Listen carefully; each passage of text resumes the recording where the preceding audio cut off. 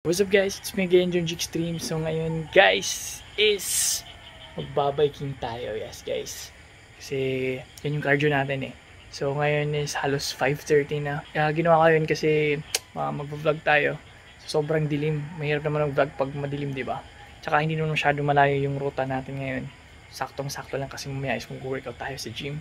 So kasi para hindi tayo masyadong malaspag. So yan guys, try ko rin guys yung chest mount na to. So first time ko nito gumamit kasi hindi naman ako masyadong expert sa biking vlog, pero we're just trying. So yan, helmet na tayo, gear na tayo, naka-gloves na rin tayo, naka-cleats na tayo. So parang biker na talaga.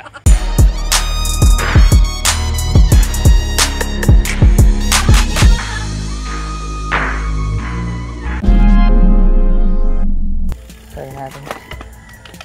So pasensya lang sa sound guys kasi yung sprocket. So mamaya is ipa-check natin. May cranking sound lang tayo. So okay lang naman. So, punta tayo sa may checkpoint lang kasi hindi tayo pwede lumabas.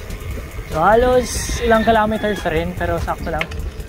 Hindi naman masyadong long ride. Sakto lang yung layo. Medyo maputik lang yung daan kasi mula nata kahapon. So sobrang madumi na naman yung tire natin. I'm really sure about this. Yeah. And let's go. Parang hinahabol lang tayo. Uy, daming tutunog, no? Yung shifter okay naman. And guys, enjoy the view. Sana maganda lang yung angle natin para yung masyado nakakayasin nyo. Joke lang. So yun guys, yun yung usually nagawa ko. Like, my goal is kahit 3 times a day lang makapag-biking tayo. O 3 times a day, 3 times a week. Siyempre, para yung calories ma-burn. Kasi maganda yan. Yung ingat lang tayo palagi kasi pag ganito, madulas yung daan. Ako, delikado. Kawawa. Kaya ingat lang lagi para sabi lang. So yun guys, nakita nyo, ganyan talaga yan.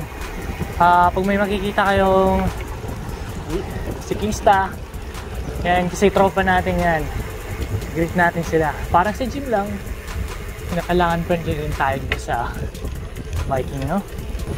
Medyo babasa yung daan, kaya pangit, madumi na naman yung bike natin. Nag-beauty. Nag-beauty na naman.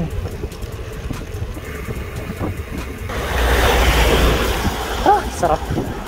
Sarap guys mag-bike. Pala guys, partida. Nag-legs pa ako kahapon.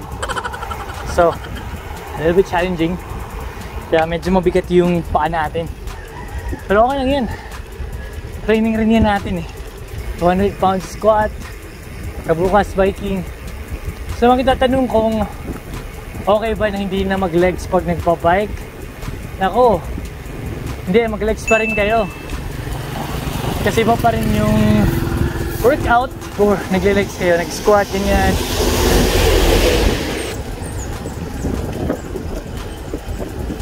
Sobrang sarap guys. Lalo yung mga view, ganyan na view na ko. Sobrang swabe. Medyo binibilisan lang natin kasi para more calories yung napaburn natin. So may calorie burner tayo sa smartwatch natin. Cute.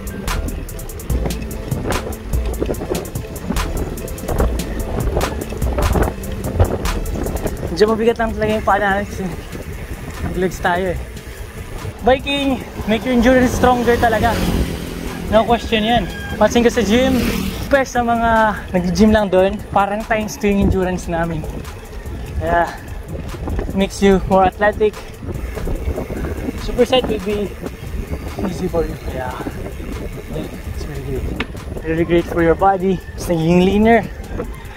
Mas leaner yung muscle mo. Kung pwede nyo iwasan yung, yung mga lines, iwasan nyo na lang.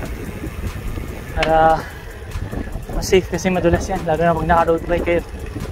Kahit mountain bike, pwedeng madulas yan. Yan yung entrance to airport. Check lang natin yung angle kung okay ba.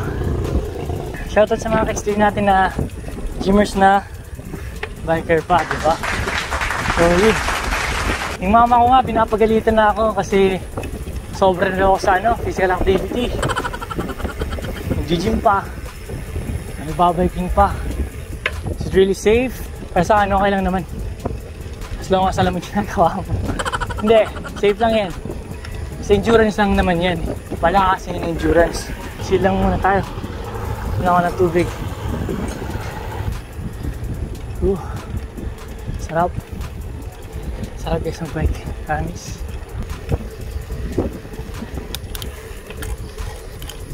Steep. So adjust. Change gear. Alam nyo na yan. After ng ahon, descend. Parang buhay lang yan. Sobrang hirap. Taas pero worth it. Pagmabot niyo yung tuktok.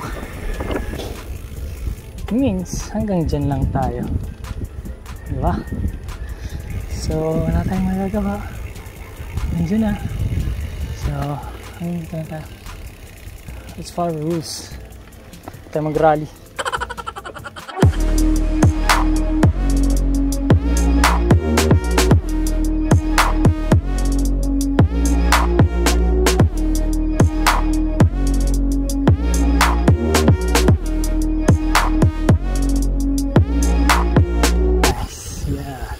Sunrise, pero pag alas 7 na, nako, ang init, sobrang init. Vitamin D, vitamin D daw yan. So yan, kita nyo, sunrise. Pagganigan sir, may sounds. So guys, dito na tayo sa airport. So kita nyo, sakto lang yung rami ng bikers ngayon. So tingnan nyo, maganda talaga dito mag-bike kasi tingnan nyo, ang luwag. So, I've been here many times.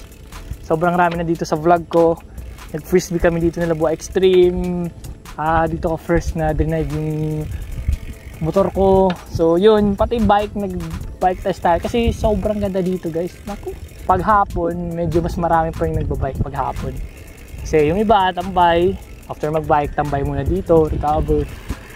Yun. So, maganda rin dito guys na training sa mga gustong magpalakas at pero hindi to ideal for road bikes kasi tingnan nyo merong mga bako-bako. So yan.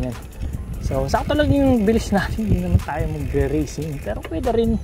So ngayon uwi na tayo kasi nakalibot naman tayo.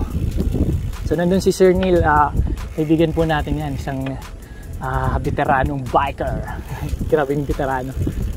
Basta biker lang yan. So sobrang raming biker dito simula nung nag-quarantine. So ayan, narinig po tayo. Pauwi na tayo. We're going home. So sakto just 6:35. So sakto lang yung biniyahe natin ngayon. So ayan guys, pag uwi natin, isagad tayo uminom ng 1 scoop of whey protein. Kasi hindi tayo nag-whey protein kanina. So ngayon, mag-whey protein tayo pag-uwi natin, tapos kain na naman tayo. Before tayo mag-bike is kumain ako ng rice, syempre carbs for energy. So yung ulam natin barbecue. Yung kagabi, ginawa ko lang is lagyan ko lang lagay ko lang sa microwave. Ganun. So really sa may aso, yan, alerto. Alerto dapat. May aso. Dapat always alerto ka nyan. Sa mga aso kasi maraming bubulaga talaga sa'yo. And syempre, always yung tingnan yung signal lights para